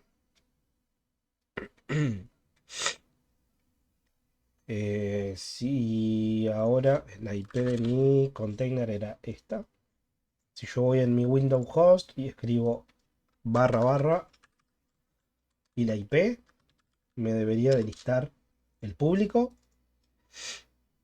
Cuando quiero ingresar me dice que no. Esto es porque no... Fíjense que acá habíamos definido este path y no existe eso en mi file system. Acá nos falta crear público. Y ahora sí. Vamos acá. Vamos a generar una carpeta, no nos funciona. Vamos a generar un archivo, no nos funciona. Porque no tenemos los privilegios. Vamos a darle privilegios de escritura a todo, a otros, que sería el usuario invitado, sería. Entonces vamos a dar mk, perdón, chmodo 777 público. Listo, ahora sí. Podemos generar un archivo desde mi equipo y lo podemos editar también.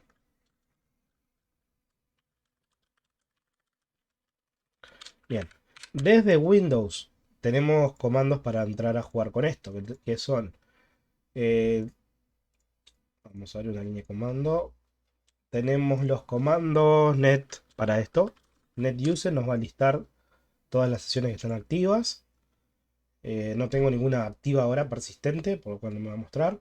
Pero yo podría mapear, por ejemplo, podría conectarme a esta carpeta pública.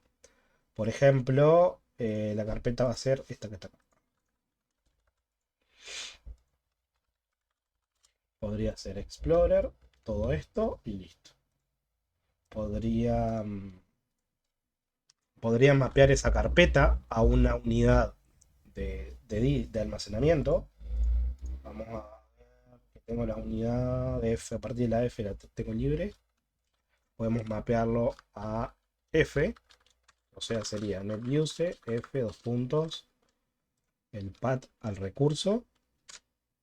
Listo, ahora si me voy, tengo F mapeado. Esto lo puedo agregar a un script en el inicio del usuario.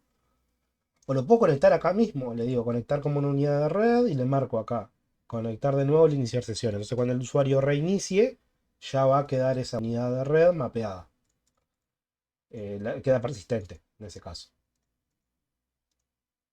Y podemos utilizar la syscall de archivos del sistema operativo, ¿no? O sea, no. Eso es lo bueno que tiene los protocolos de archivos que no nos limitan en cuanto a qué operaciones podemos hacer con los archivos. Siempre y cuando tengamos los privilegios, ¿no? Y por último podemos eliminar esto, netuse f/-d. Podemos eliminar el recurso y listo.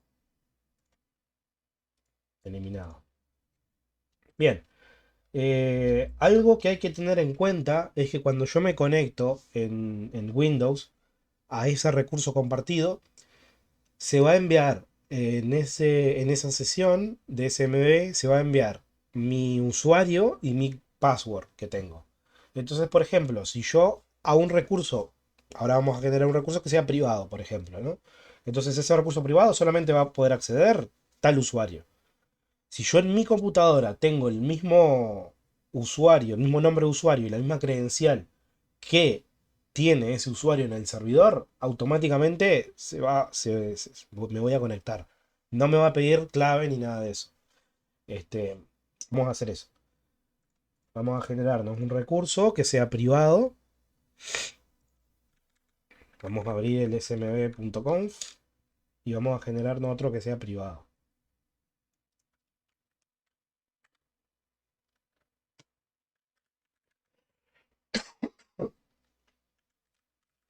Bien, acá ponemos privado. Vamos a sacar esto, esto. Vamos a sacar esto no. Y read only le vamos a poner que no. Bien. Y ahora vamos a crear el directorio privado. Bien. Ahora, con estas configuraciones ya quedaría pronto. Lo único que tendría que hacer es reiniciar el servicio. Systemctl smb.conf. Ahí va, smb. Y ahora si nos fijamos de vuelta. 192, 168, 200, 103. No, 102 era.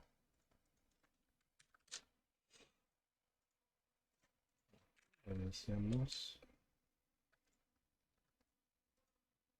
Nos tiene que listar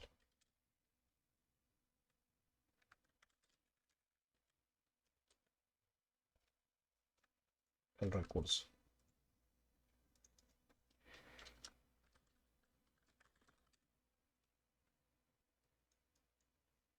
Bien.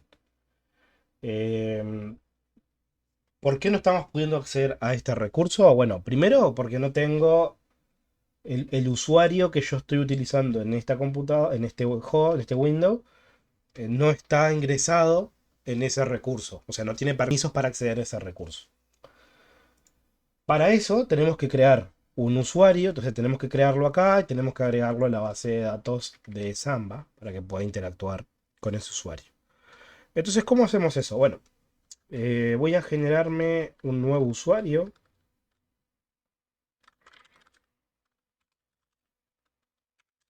Me voy a generar un nuevo usuario. Y a este usuario lo que voy a hacer es, no le voy a dar acceso a la shell. Porque, bueno, imagínense en un servidor de archivos, yo no quiero que todos los usuarios de mi red accedan a una línea de comando del servidor. No necesitan eso. Entonces para eso le voy a pasar en el argumento "-m", que esto es para que no necesita un directorio de home, y el "-s" es para que no utilice una shell, no login, y le vamos a dar un nombre. Vamos a ponerle el nombre admin. Le doy enter y me está faltando algo. User, el "-m", login.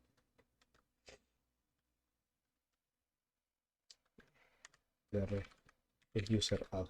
Ahí va. Bien, ahora ya está el usuario generado. Este es el usuario del sistema operativo, no es un usuario a través del protocolo. Ahora lo que voy a hacer es le voy a dar una contraseña a ese usuario, que va a ser passwd y el nombre del usuario, y le voy a dar una contraseña. Bien, y ahora lo que tengo que hacer es agregarlo a las bases de datos de Samba.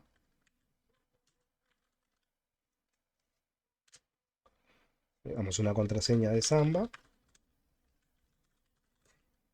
Listo. Ahora yo podría, como este usuario tiene acceso mediante Samba, mediante CMB, yo podría aplicarle los permisos al directorio privado, ese que quiero que solamente él pueda acceder. Entonces para eso, una buena práctica también es generar un grupo. vamos a generar un grupo que sea Samba Group, por ejemplo. Todos los usuarios que pertenezcan a este grupo van a poder conectarse al recurso, por ejemplo. Entonces ahora lo que hacemos es agregamos el usuario admin a Samba Group. Al revés. Equivoqué. Samba Group admin. Listo. Bueno, ahora ya tenemos los vámonos al file system. fs samba, perdón, smd.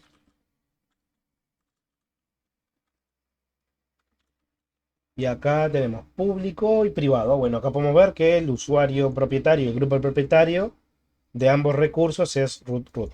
Entonces lo que voy a hacer acá es, le voy a decir, mira, cambiarle los permisos y a privado, seteáselo a root para que pueda interactuar sobre ese file system, pero el grupo propietario seteáselo a admin. Recuerden que cuando ustedes agregan un grupo, automáticamente se agrega un usuario. Perdón, cuando ustedes agregan un usuario, se agrega un grupo con el nombre del usuario. Listo. Ahora podemos ver de que en privado el propietario es root y el grupo propietario es admin, que tiene estos privilegios. Entonces yo lo que le voy a decir es, bueno, a este seteale 7770 privado. Entonces ahora, ¿qué va a ocurrir?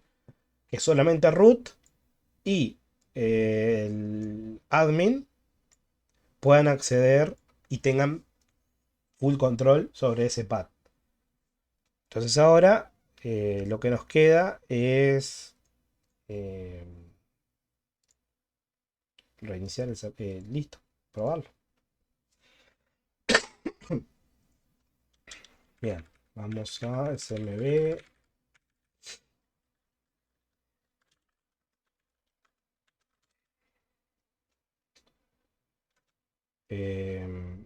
Acá. Le puse mal el nombre del recurso, acá privado.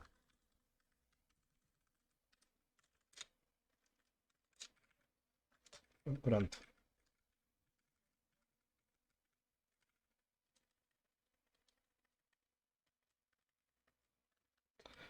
Systemctl.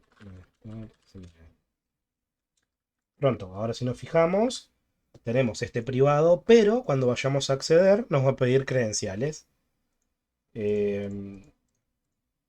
Bueno, acá obviamente que el usuario, el único usuario que va a poder ingresar, esto me pide credenciales, porque en el contexto en el que yo estoy accediendo a este recurso, no coincide el usuario que tiene acceso con el que estoy usando en ese sistema operativo, en este Windows, ¿no? Si se fijan acá, por ejemplo, puedo hacer lo mismo acá, hacer el mapeo que hacíamos hoy, pero acá le voy a agregar privado. Entonces, cuando me vaya a conectar, me pide usuario y clave, ¿no? ¿Qué ocurre? El contexto en el que yo estoy ejecutando esta conexión es con este usuario. Si nos fijamos acá, este es el nombre del equipo. Este usuario es el que está tratando de conectarse a ese recurso compartido. ¿Qué voy a ver? De que el usuario no tiene acceso. Más, si nos fijamos en los logs,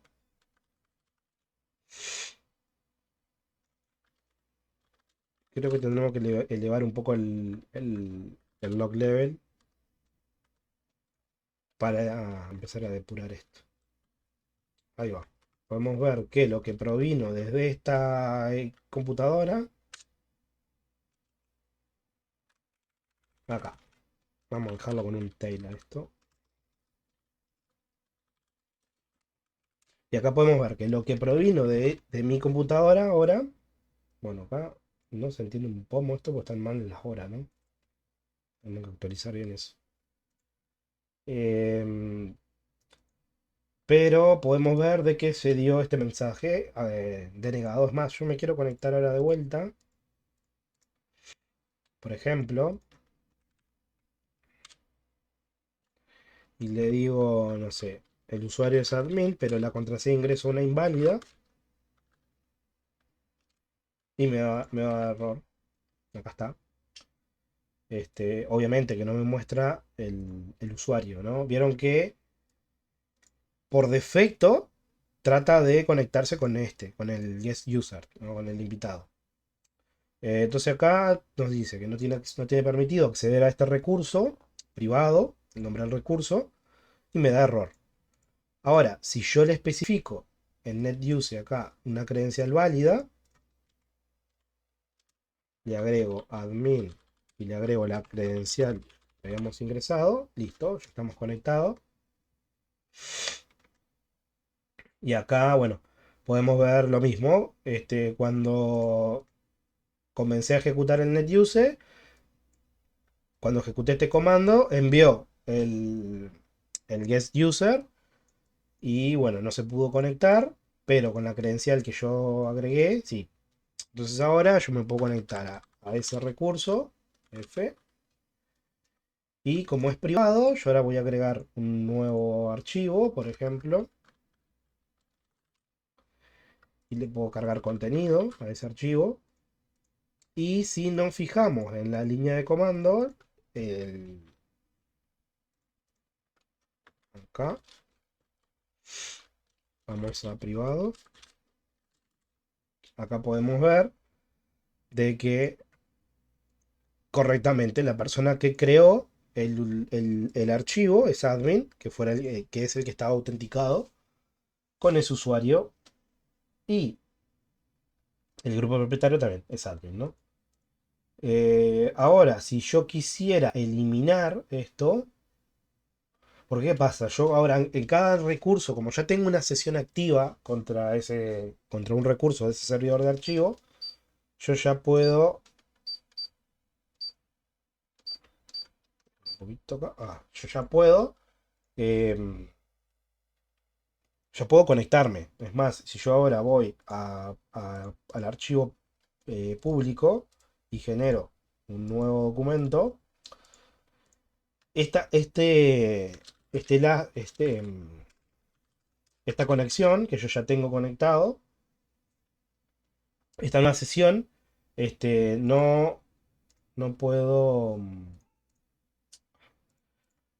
no puedo generarme múltiples conexiones con diferentes usuarios a diferentes recursos del mismo servidor. Eso es una limitante que tiene Windows, pero no viene el caso ahora. Bueno, recuerden, con NetUse yo puedo mapear una carpeta, puedo eliminar ese mapeo. Esto lo vamos a usar bastante después porque pueden automatizar mediante scripting, automatizar alguna tarea, no sé, de backup, por ejemplo, o algo. Y bueno, esto es como nosotros nos conectaríamos desde la máquina cliente con Windows, ¿no? También nosotros podemos hacerlo desde Linux también, porque existe un cliente, así como tenemos el cliente de NFS para Linux, también tenemos el cliente de SMB para Linux. Entonces vamos a hacer la prueba acá.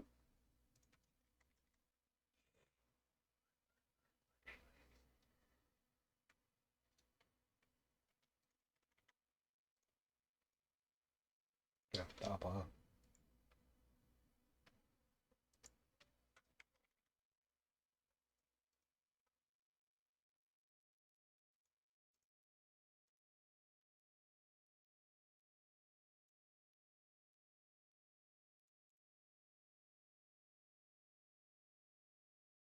Bien, en el Linux vamos a instalar el Samba SMB Client. SMB Client. Y con este SMB Client, bueno, me está faltando actualizar los repositorios, ¿no?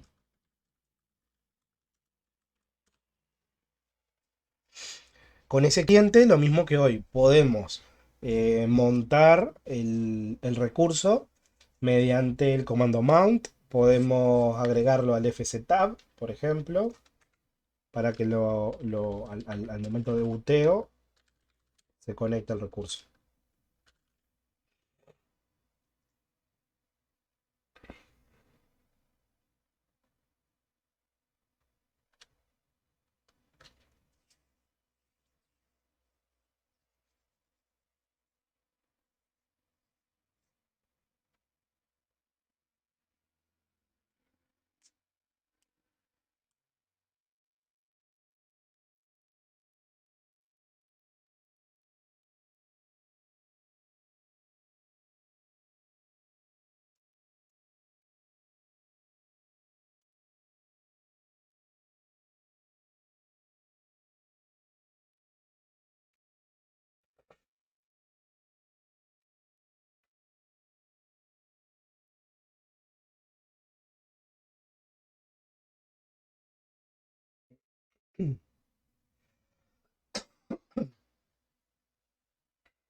Bueno, después de esto, ya tenemos servidor NFS implementado y tenemos funcionando. El SMB lo tenemos instalado y funcionando también.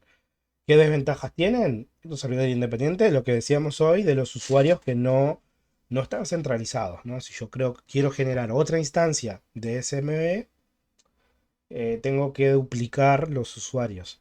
Lo voy a tener en diferentes lugares. Eso no está bueno porque yo lo que quiero es tener en en una empresa, en toda mi red, en toda mi infra, yo quiero gestionar o tener un lugar central en donde yo genere todos los objetos de esa infra. Objetos que pueden ser computadoras, impresoras, servidores, switches, routers, los usuarios, los administradores, etcétera, ¿no? Eso es lo que vamos a ver con Active Directory. Este, agregar todos esos recursos de manera centralizada y bueno, desde ahí hacer alguna administración básica, por ejemplo. Instalar aplicaciones, aplicar políticas, hacer consultas al AD mediante consultas del EDAP, etc. Y listo, SMB Client.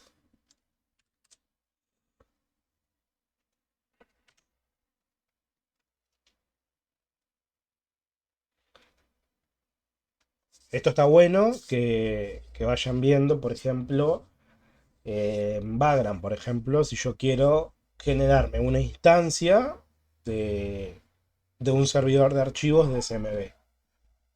Y los archivos los quiero publicar dentro de mi file system. Entonces, de lo mismo que hicimos con Vagrant para la página en Nginx, yo puedo publicar mi directorio local a la instancia de la VM.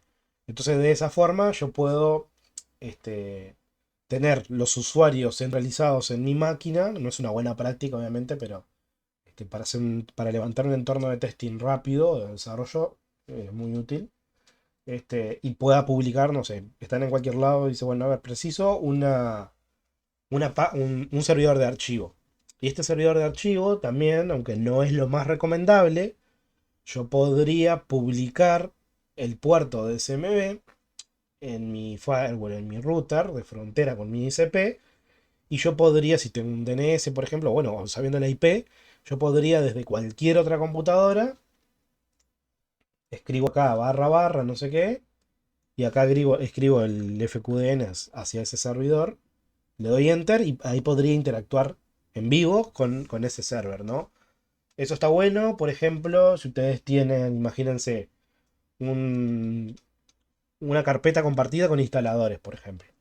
Entonces, a cualquier persona, cualquiera que tenga acceso a internet, le dicen, bueno, a ver, si abrí el explorador de archivo, andate pega esto, y le dan el, el path a donde tienen el recurso.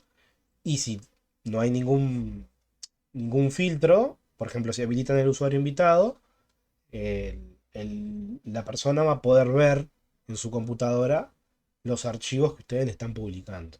No es lo más seguro esto, ¿no? Pero lo podrían hacer. Este, sería bastante útil también.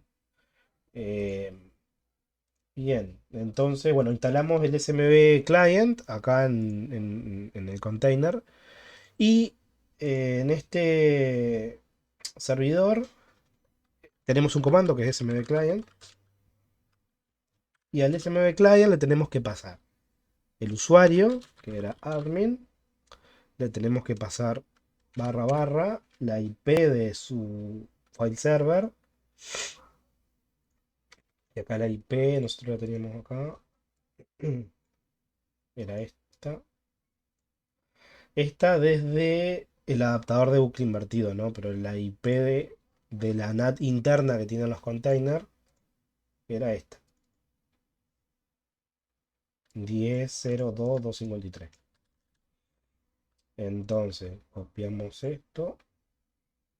Pegamos acá. 10.0.2.253. Y el nombre del recurso. El nombre del recurso se llama, bueno, tenemos el público, damos a enter, una contraseña para admin, bueno, tendremos que usar el usuario que es, ¿sí? Listo. Acá, bueno, acá estoy conectado en público nomás solamente. Si hacemos ls, por ejemplo, podemos ver acá, ya tenemos los archivos. Y vamos a probar con el usuario guest mejor.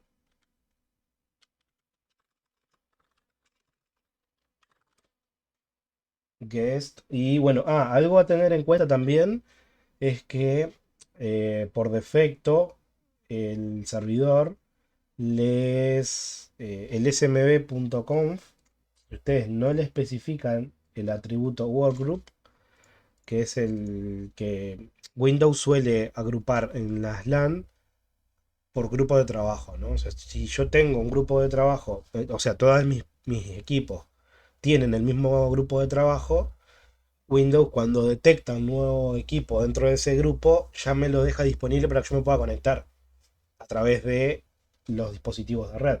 Entonces, por ejemplo, si yo no le especifico nada al smb.conf, como lo hicimos nosotros, por ejemplo, acá,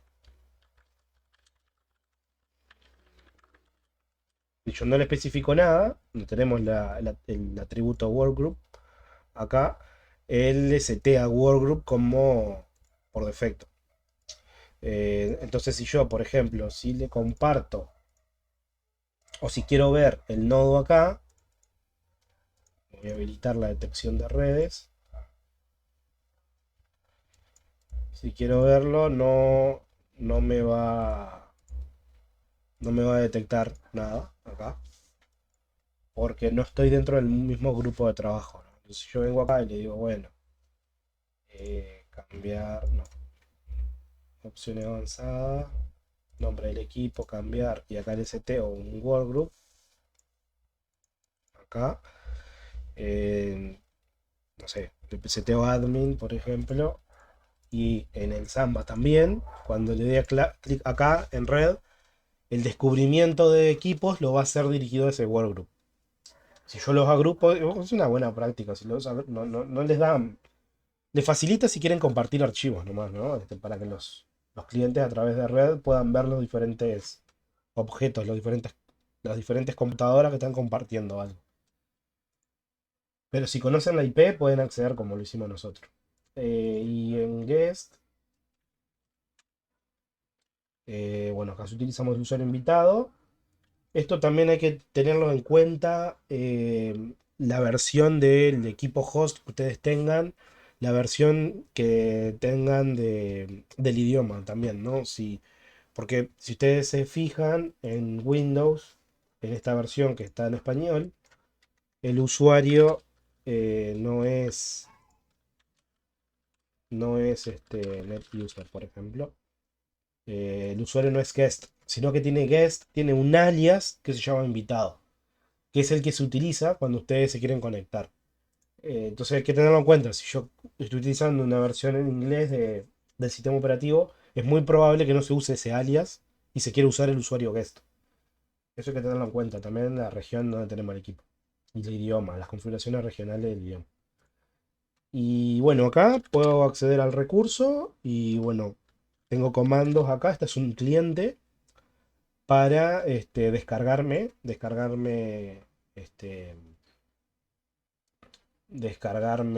los archivos, crear directorios. O sea, el SMB Client es un cliente que nos permite a través de SMB hacer estas transacciones que vemos acá en pantalla. Lo mismo lo podríamos hacer con curl también. Curl es un protocolo, perdón, es una aplicación que también soporta entre su set de protocolos, soporta el de ejecutar transacciones a través de SMB. O sea, eso significa, eso tenemos que ver que la versión de curl que estemos usando esté compilada para ese protocolo, ¿no?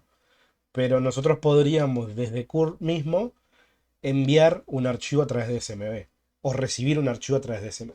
Eso es bastante práctico a veces si quieren hacer alguna tarea, automatizar alguna tarea o algo.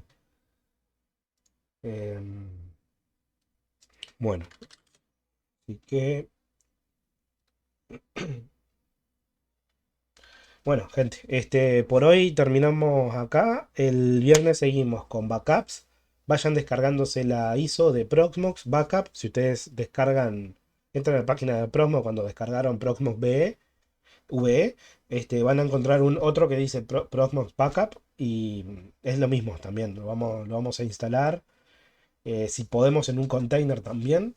Y vamos a ver qué ventajas nos ofrece utilizar un servidor de backups eh, a lo que ya tenemos, ¿no? Porque, por ejemplo, como vimos hace un ratito, podemos generar un respaldo de, de cada uno de los contenedores. Podemos generar snapshot también, que eso es lo que vamos a ver. Pero qué ventaja nos da utilizar Proxmox Backup para los respaldos. Crear backup mediante esa arquitectura cliente-servidor, automatizar toda esa tarea y, y después, bueno, vamos a ver rsync también para sincronizar un storage, un file server, por ejemplo, con un proveedor de cloud, como por ejemplo, no sé, Google Drive, algún Google Photos también, o cualquier proveedor de cloud de storage. Eso está bueno porque, bueno, si bien no es lo más rápido, pero si yo tengo archivos eh, de poco tamaño, puedo utilizar esos proveedores de cloud. Bueno, tengo que hacer todo un proceso de entrada de datos, de registrar mi correo, etcétera, en la API de ese proveedor, para que después yo, accediendo a un path de mi file system, automáticamente se conecte a ese proveedor de cloud. Eso lo vamos a ver después de los backups. Así que bueno, gente, por hoy liquidamos y nos vemos el viernes entonces. Buenazo, nos vemos. Nos vemos. Buenazo, hasta luego.